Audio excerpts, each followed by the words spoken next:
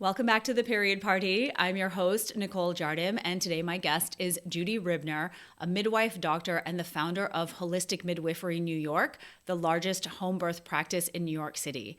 Judy's journey into midwifery was sparked by her deep appreciation for the innate power and intuition within the birthing process.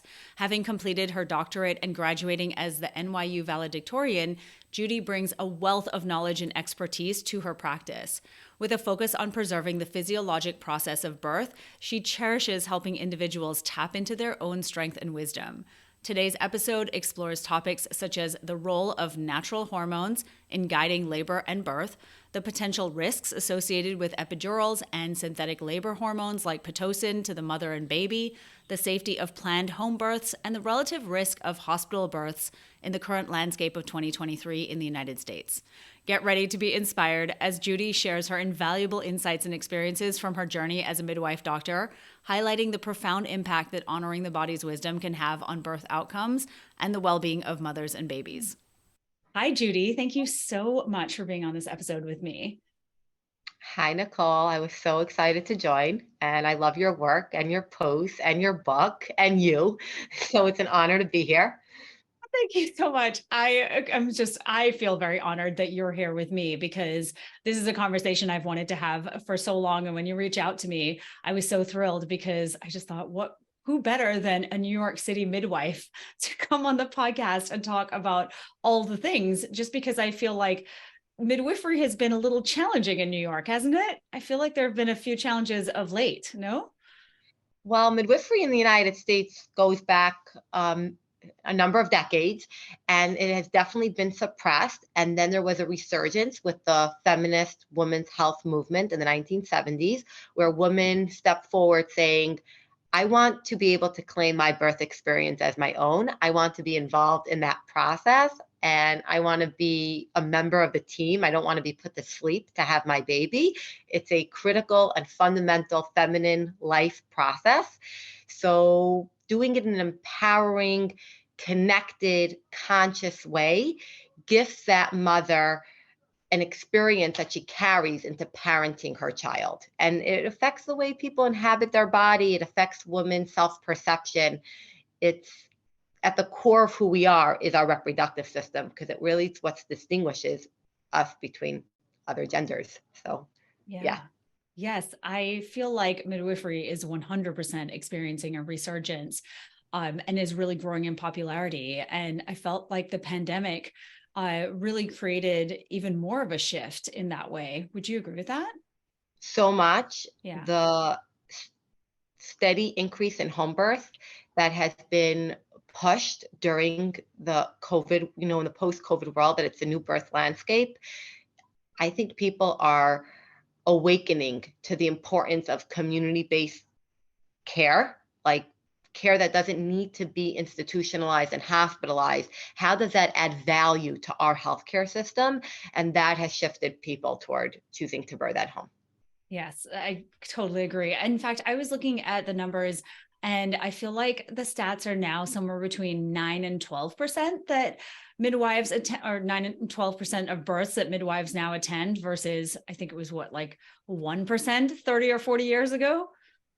Yeah, but that number, by the way, is much higher in European countries where the midwifery model of care is the dominant model of care, and those countries have much better health outcomes to show for it.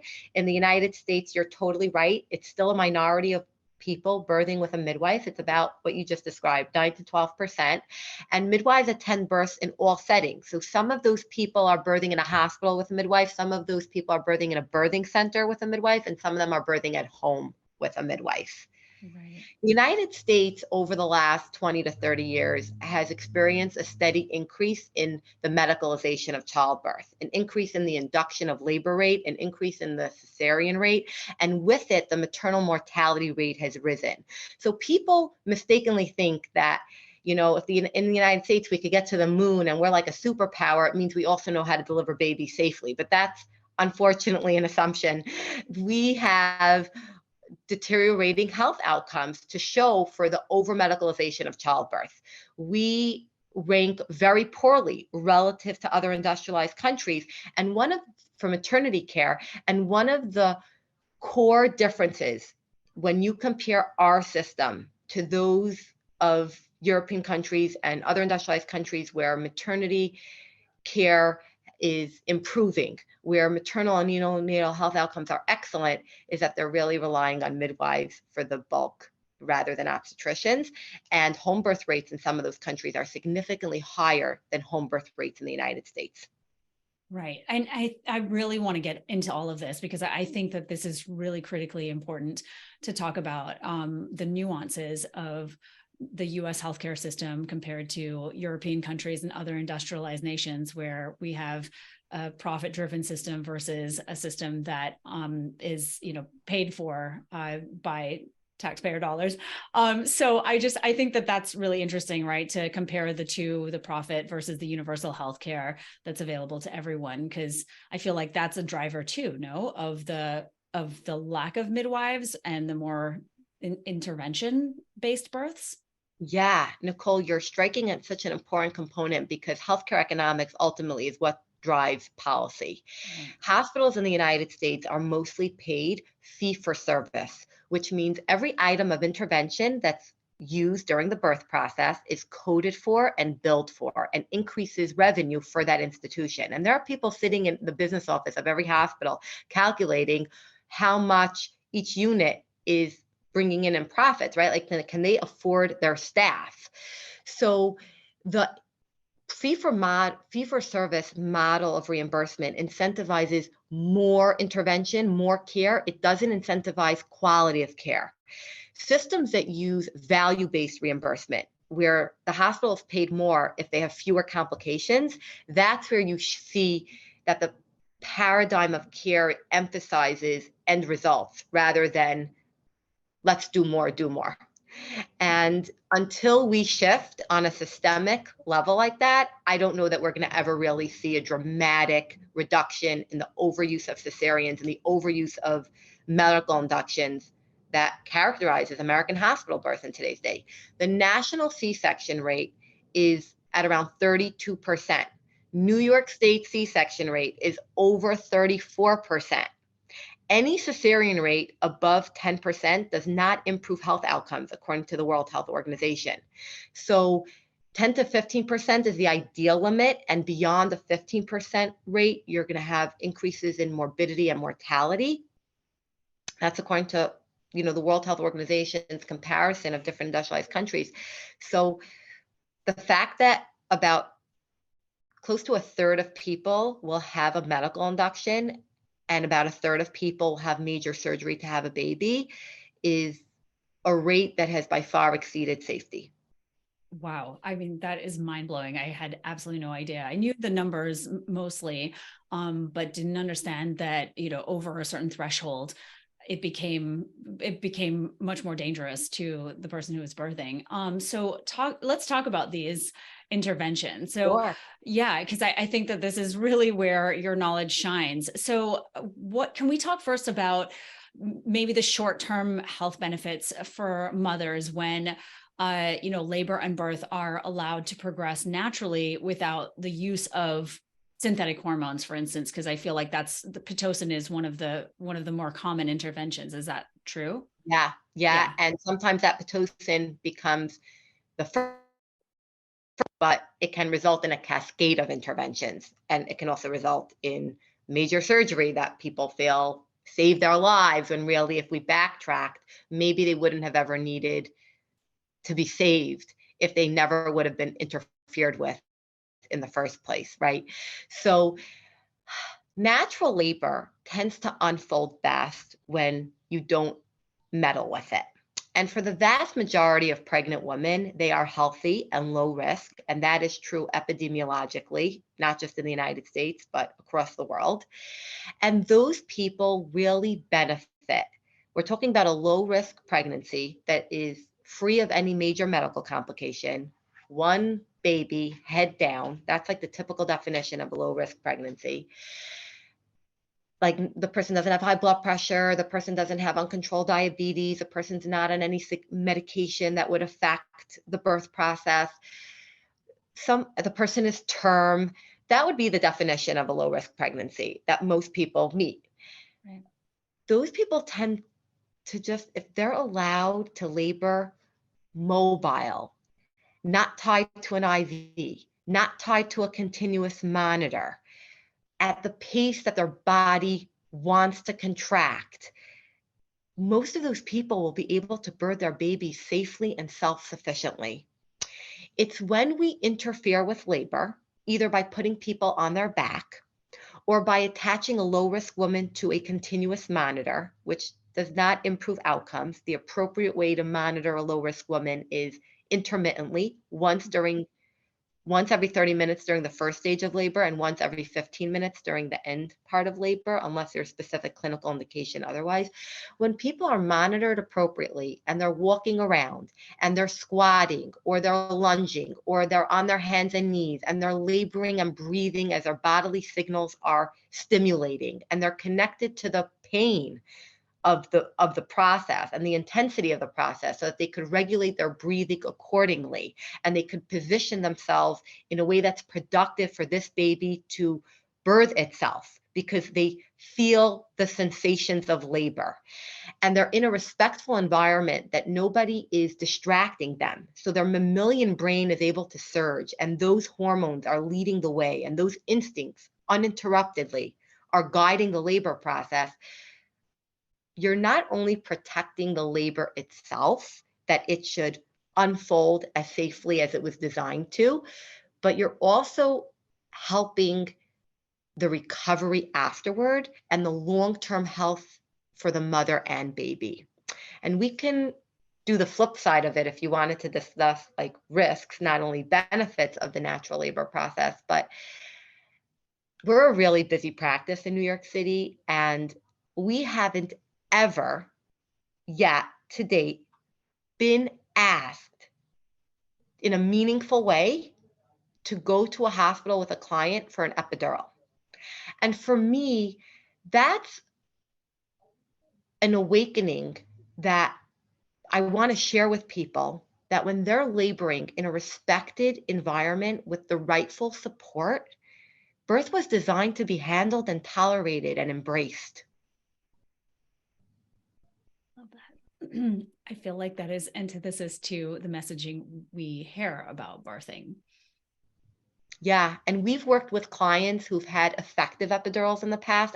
We've worked with people who've also had the traumatic epidurals, but there are some epidurals that are truly effective, and not a single one of them after birthing at home physiologically is ever planning to go back for an epidural. Like, we have close postpartum follow-up, so we hear carefully and listen attentively to people's experiences of their labor process. And when you hear a woman describe that they were able to get into a bathtub or able to labor in a shower or able to labor in a physiologic birth position that felt well, that they had counter pressure on their back, that they had soft music and hypnobirthing affirmations, and everyone in that birthing space honored their intuitive capability to birth their baby in an unhurried way, in a respectful way, in a dim lights, quiet, undisturbed labor, that they went inward and they were able to birth from within. And that ecstasy and hormonal milieu postpartum of euphoria and love that's unleashed to their mammal young, when it's untampered with, it's a higher high than any drug can ever give a person. And I truly believe that. I love this. I think this is so interesting to hear because, like I said, we see it in movies and in TV shows, and it's always the really awful traumatic experience. We don't ever have that scenario ever painted to us or, depicted to us in the way you just described. So I feel like it's just so helpful for women who are listening to hear this description to help them make decisions about how they're going to birth. And so, speaking of the health benefits, like you were just talking about a lot of different benefits to women who are birthing in this way, what about for their babies? What benefits are there for babies in this scenario? Sure. And that's so important because, I'm grateful that epidurals exist. And there are hospitals outside of the United States where you cannot get an epidural unless you're having a surgical delivery. It's not available for vaginal birth. And I'm so supportive of birth choice. And I really think there's a time and place for an epidural. And I'm so supportive of having access to that. What I really think is that informed decision making has to be supported as well. And I don't know that every person who's consenting to an epidural, firstly, really knows the names of the drugs that are going to be in their body, and that the placenta is not a barrier. Those medications go to the baby. There's a good reason that an epidural is not approved for use outside of a hospital system. The risks that it can pose to the labor process, to the baby, necessitate that that person be accessible to an operating room. It wouldn't be risk appropriate to give someone those medications outside of that context. And that's an important piece of information to know in the informed consent process. The baby gets those medications, and they're strong medications. So not surprisingly, such infants are going to be at increased risk for needing a neonatal resuscitation, which means help to breathe, because they're not necessarily born as perky as a baby who is born to a physiologic unmedicated labor. Those babies also may have more difficulty feeding because of the sleepiness that might be induced as a consequence of the epidural. Now, not all epidurals, it's not like one size fits all. The length of time a woman is on the epidural and the dosing are going to impact the level of risk to the infant, because the exposure is going to be different. It's not like all or nothing. So that's another important piece. But the other questions we have to ask about the epidural, aside from what are the potential long-term impacts on neurologic development when a fetal body and the brain are exposed to fentanyl, bupivacaine, epinephrine, the other questions we really need to ask is, what is it doing to the labor process itself? How is that impairing mobility? How is that affecting that mother's response to the sensations of labor? Is she going to breathe and oxygenate her baby as well if she's numbed the way she would have if she felt the intensity of the contraction? Is she going to position herself in the intuitive way and movements that her baby needs to facilitate that birth process potentially if she doesn't have those signals anymore guiding her? Right. There's value to feeling labor. Aside from the actual risks to the medication, like will it drop the mother's blood pressure? Will that affect how much oxygenated blood flow comes to the baby? Will that cause the heart rate of the baby to go down? Aside from the actual clinical risk to the medication, we have to think about what we're depriving the mother of by numbing her. Of course, for someone who really wants that experience and needs that numbing, of course, I'm happy she can get it. But it's a risk-benefit analysis, and people should know that. Yeah, for sure. And do you feel like people do know that? Do you feel like they're fully informed about the risks? You know, just yesterday, I sat with a lovable client who just signed up with us. It's her 7th baby. She had 6 babies in a hospital on her back, and she described to me like a severe headache that she had, which is a less common complication of an epidural. Like most people who get an epidural will not get that. And when she shared that with me, the first thing that went through my mind was, did anybody tell her that that's a distinct possibility and what the statistical likelihood of that happening is when she signed the form? Most people I know are handed an epidural in a vulnerable moment. Right. They're in an intense labor process. No other alternative is being offered. Nobody's saying, would you like hydrotherapy? We have a hot shower in the room. Would you like to be mobile and walk around, and we'll intermittently monitor you instead of, tying you onto a continuous monitor and putting you on your back with an IV, and you can eat and please as you drink, and we're here to support you with counter pressure. Did you bring a doula? We have doulas available to support you, right? Most people are not being offered alternatives. So it's a seductive sense of, this is the only way to escape a process that is too burdensome. So yes, I'm going to take it, even despite the risks or without being told the risks. That's how most epidurals, I would say, are presented. Yeah, no, that makes complete sense. It reminds me so much of how the birth control pill is offered to women and girls for all kinds of period-related problems. And there is, in many cases, a lack of informed consent and really true understanding of the side effects. So I feel like in every area of women's health, we experience this to some degree. Right. Right. Yeah. And I don't and I'm not placing blame. Like, I also totally appreciate that hospitals are catering to a high volume of people, and those individuals working in hospitals need to divide themselves just from a safety perspective to give attentive care to each of those people in labor. So the informed consent process really does take time. Yeah. When you Yeah. truly, do it with full informed consent. And also, like, within the infrastructure of that system, if there is no hydrotherapy, if there isn't the staffing to support intermittent monitoring for the risk appropriate individuals, coming back and forth and listening to a baby every 30 minutes during labor takes a lot more manpower than tying someone to a monitor Right. and watching it from the other room on a screen. Yeah. Comes back to our original discussion on the money piece and the tie to profit and healthcare. So Right. yeah, and I mean, like, there's another piece to this too that I wanted to ask about. When I first watched The Business of Being Born many years ago, and watched their description of pitocin and the administration of it and how it impacts birth, and then ultimately in many cases can lead to complications and then an emergency C-section type of situation. I was so blown away. It was almost like a light bulb went off for me. And I just couldn't believe how much that, like you said initially, how much that impacts, it just creates this cascade of effects. And so can we talk a little bit about pitocin and the potential risks of using that during labor? I know that there are separate risks for mother and baby. So maybe we can start with the mother first. Sure. That's such an important conversation in a part of the world where Pitocin use in labor is normative. Pitocin has saved people's lives. There are people who have absolutely needed it, but Yeah. its overuse has resulted in what you accurately described as a cascade of complications that could have and should have been prevented with a different model of care.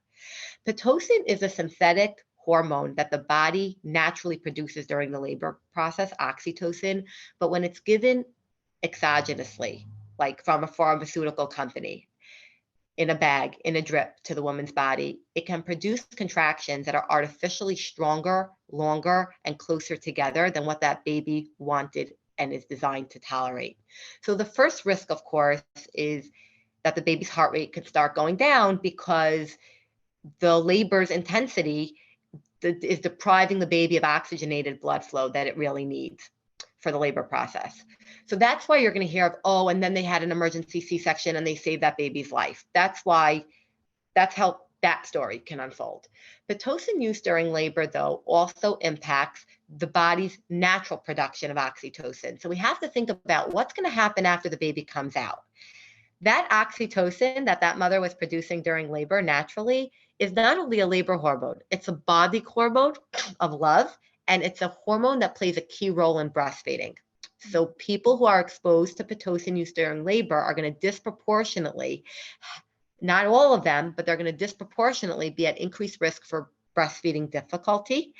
And we have to ask ourselves, how does that commercialize the love process between a mother and a baby? And I'm using a strong word, but essentially synthetic hormone is what's driving that process. So we really need to ask ourselves that dark question of, how are we affecting the most important bond in the most critical time at the most impressionable opportunity, when mothers otherwise would have surging oxytocin levels when that baby is handed to them? We also need to question, what does Pitocin do to the baby during labor and postpartum long term? So, there are industrialized countries that support twins home birth. There are industrialized countries that support VBAC home birth. There are industrialized countries that support breech home birth, right? The United States is more conservative in who's risk appropriate for home birth.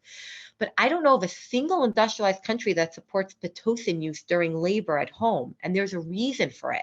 That's a labor that now requires continuous electronic fetal monitoring, even if in every other regard it was a low risk pregnancy profile. So there's a reason for that. It could create an emergency. Like, is it rare that someone's going to have a uterine rupture with it? Yes, but it definitely puts a person at increased risk for those rare catastrophic emergencies, and we shouldn't be dismissive of that.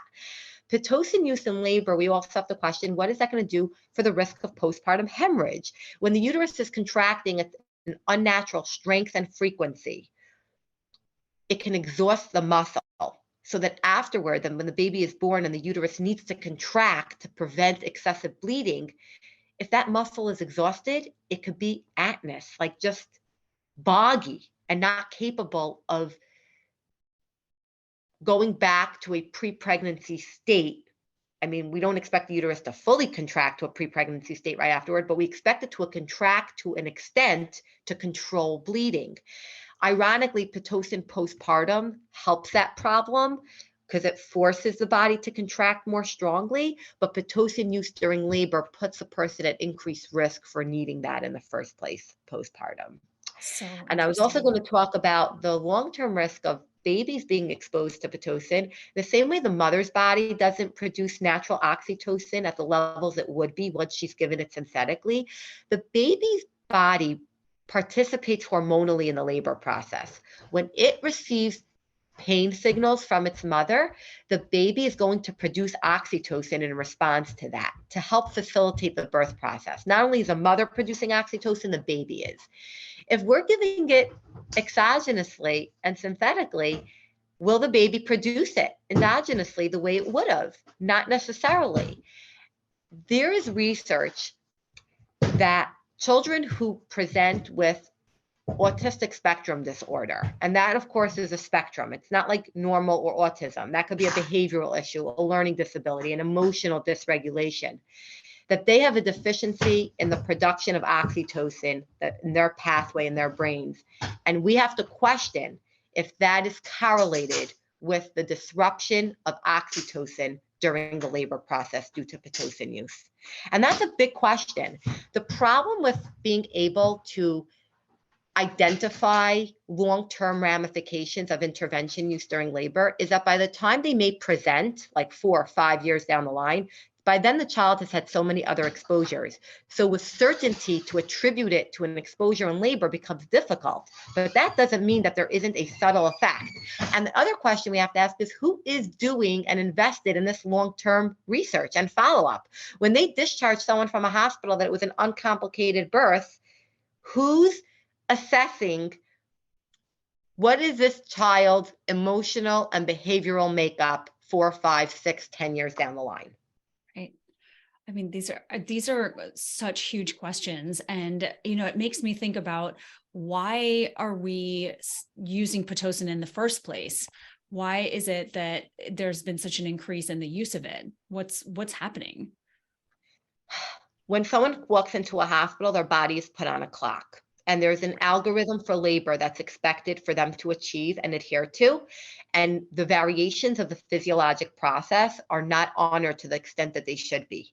So cervical dilation is used as an indicator for labor progress, even though it's one piece of the clinical picture, but there are other ways that labor could be progressing, like baby's rotation, for example, to get itself into a optimal position to navigate the bony pelvis, but that's not as assessed as readily or as easily as cervical dilation is. And in a hospital, if people do not meet the marks of dilation within the number of hours that they're expected to, that's where the cascade of interventions starts being deployed at them, like Pitocin use, like artificially breaking people's water, when really getting the person up and encouraging them to walk would also help facilitate their labor, and there's strong research to support that. So another piece here is that the ARRIVE trial has been published several years ago, and there is now a push in case induction rates have not been high enough in the United States, in case the medicalization of childbirth has not become normative enough, in case we don't have deteriorating health outcomes that are alarming enough, the ARRIVE trial is now a push toward routine labor induction in low-risk first-time mothers at 39 weeks, regardless of the health of that pregnancy. And the fundamental flaws in that research but that drove those findings and limit the generalizability of those findings are not being acknowledged as readily as like the conclusions and the recommendations of let's try to control a natural process even further, when really the more we allow and facilitate for the general well pregnant population, most of the time, the better off they are. Right. Wow. Wait, so what is this? Is this some sort of legislation or something? No, the ARRIVE trial was published in mainstream medical literature. Okay. And that has become a push for showcasing benefits of inductions without careful considerations of long-term risks and scientifically sound research principles to truly evaluate if those findings are valid. But it was a research study that showcased benefits of labor induction, medical induction at 39 weeks for healthy, low-risk pregnancies, first-time mothers. And there are hospitals that have already jumped on board with that. Wow. So the drive toward induction has only been stronger recently. Right. Do you feel And like, oh, go ahead. Sorry. no, I want to hear what you were going to say, Nicole. What were you going to ask? I was just going to ask about different hospitals and whether, I know it obviously is possible to have the birth that you want to have, a low intervention type birth, according to whatever birth plan you've laid out. Do you feel like that is becoming harder based on things like what you're describing, the ARRIVE trial? Yeah. From what I've seen, and I'm speaking just from New York City, Yeah. the more medicalized childbirth becomes in a hospital routinely, the more of a challenge it is for people seeking a low intervention experience. But there is wide variation amongst hospitals, and that data is readily available. Like on the New York State Department of Health website, you could look at cesarean rates by hospitals. Right. So cultures are set by leadership within the obstetric unit, midwifery presence, I would say, professional experiences of the different providers who practice in that setting. Nursing culture directly influences outcomes. And I was going to say that from my experience professionally of being in different hospitals, I've seen cesareans that would have been prevented, not just by home birth, but just by being in a different hospital, like from hospital to hospital, that variation. Huge difference. Yeah. Okay. So I really want to switch gears just a little bit and talk about home birth because it is a topic of interest to a lot of my listeners. And I'm curious about midwives' roles in general. Obviously, I know they oversee home births, and I'm wondering about the presence in hospitals too. So this is kind of a multifaceted question because I feel like everyone wants to know about home births and your role in a home birth. But you can obviously be in hospitals as well, right? And I know it depends on the hospital and the city and the state and things like that. Is that correct? Just so everyone is clear about how you could help someone with their birth? So the term midwife is ambiguous in the United States because there are different pathways to midwifery. So in New York, for example, 2 out of the 3 pathways is recognized, and those are certified midwives, CMs, and certified nurse midwives, CNMs.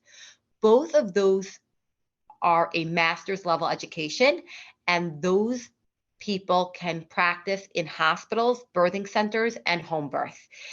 Over 30 states in the United States recognizes CPMs, certified professional midwives. That's an associate's level degree education, and they're specialized in community birth. So they attend in birthing centers and home births, but not in hospitals. Their scope of practice is also different in terms of their ability to prescribe medication might be more limited compared to a CM and CNM, and their ability to perform gynecologic procedures. So they have and also primary care of women. CNMs and CMs can care for women across the lifespan from preteen through older age and menopause. In New York State, they have prescriptive authority that they can prescribe any medication that a physician can, and they can do so autonomously without a collaborative or supervising physician. Other states does restrict midwifery, even CNMs and CMs, even master's level midwives. So, and legislation is constantly changing. So more and more states are gradually giving midwifery care the rightful autonomy, but it's been a long process and struggle. That's what I would say. Yeah. I mean, I feel like just the fact that it was the most popular way to give birth until the early 1900s. And then there was a whole smear campaign against midwifery. And I feel like that's a whole other podcast episode with all the issues surrounding that. But now coming back to the fact that it's really risen again. And we were talking about this earlier, obviously the pandemic had played a big role in that too. So in terms of home births, what's required for a successful home birth? I know that there are certain risk factors and things like that that women might want to be considering. And obviously this is a conversation that they would have with their doctor and or midwife. But yeah, what about home births? How does one go about having one of those? Sure. Most people are risk appropriate for home birth, even by conservative definitions of risk appropriateness. So in New York State, that definition is fecal-tip pregnancy, like not twins, head down, not a breech. VBAC is more in the gray. And like not having high blood pressure, uncontrolled diabetes, like no major significant medical problem. Are there practices that will vary who they care to? Of course. And I'm just talking about the guidelines. I'm not talking about the practical of what exists. Right. Those people interview a midwife and decide who's a good fit, sign up for care, get prenatal care, full scope prenatal care, which includes blood work, which includes offer for genetic screening, which includes appropriate referral for sonograms, not overuse of sonograms, hopefully not, but appropriate use of sonograms. And when they're in labor and they get the prenatal visits at the typical American schedule, once every month till about 28 weeks and twice a month till 36 weeks and once weekly till birth. And then when they're in active labor, the midwives come. They monitor the baby, as we described earlier, appropriately. They don't over monitor. They don't under monitor. They attend the birth, like receive the baby. I try to avoid language like deliver the baby because it centers so much credit and power to the birth attendant rather than to the woman who's releasing that child and doing all the work. But the midwives receive the baby and they stay postpartum for however long is clinically appropriate, both evaluating mother and baby. They perform the full newborn evaluation. So it's not like you have to run to a pediatrician that day or the next day. Right. They come back a day or two later for another postpartum evaluation and another newborn evaluation. They offer the routine New York State screening tests, like the metabolic screen test, that heel prick test, like the congenital heart defect screening test for the newborn. They refer to a pediatrician at 2 to 6 weeks of life if everything is otherwise normal and healthy. They help support breastfeeding if that's the family's preferred feeding mode of feeding. They continue to give postpartum follow-up and finalize a maternity care package with the final postpartum visit. We're able to offer IUD placement for people who are going to take that one. FAM awareness, which I'm like a huge fan of. But we could fit for a diaphragm. They can prescribe hormonal contraception. But my point is that it's full scope care, including offers for pap smears as appropriate, including offers for breast exams as appropriate, including well visit like UTI care and yeast infection and basic gynecology. It's like a one-stop shop for a healthy person's healthcare needs. That's how I would describe midwifery care in New York. Right. I mean, that's what I do. I see a midwife for pap smears and things like that because I haven't had a whole lot of luck with OBGYNs. I even did a whole podcast episode on that. And in fact, actually, unfortunately, she was a midwife. So that was a whole problem. But anyway, it happens. Can we talk a little bit before we close this conversation out about myths and misconceptions about home birth? Because I feel like, again, there's been such a push for the medicalization of birth and hospital births as being safer that home births have been relegated to this sort of thing that only, crazy hippie ladies do who are not into any kind of, interventions or whatever. And so I'm curious about that because I always hear something along the lines from women that they know of someone who had a home birth or was attempting to have a home birth and had to be rushed to the hospital and have an emergency C-section, and they just want to avoid all of that stuff and just go to the hospital. So I'd love for us to talk a little bit about some of these myths surrounding home birth. Sure, that's such an important discussion. And this research that I'm quoting is drawn from large, statistically significant populations of low-risk women who've chosen a planned midwife-attended home birth, and their outcomes were followed up with. It's completely readily available on Google with the search terms of New York State Alliance for Licensed Midwives, best practices for community births. So I want that people should have access.